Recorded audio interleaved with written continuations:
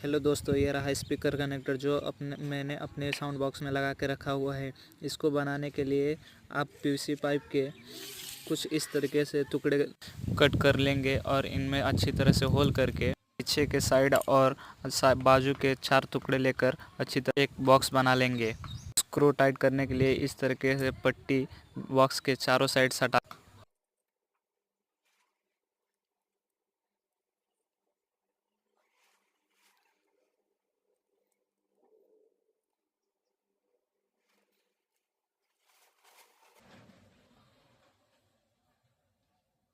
अच्छी तरीके से सटाकर एक शानदार सा बॉक्स तैयार कर लेंगे इस तरीके से। और इस बॉक्स को आप थोड़ा सा घिस के और अच्छे से साफ़ कर देंगे।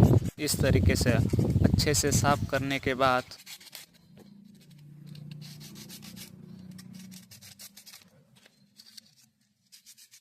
इसको अच्छी तरह से घिसने के बाद 2 कनेक्टर जो मार्केट में आसानी से 5 या 10 रुपए में मिल जाते हैं, उससे लेने के बाद इन बॉक्स के होलों में स्क्रू की मदद से टाइट कर लेंगे। उसके बाद हमारा स्पीकर कनेक्टर तैयार हो जाएगा।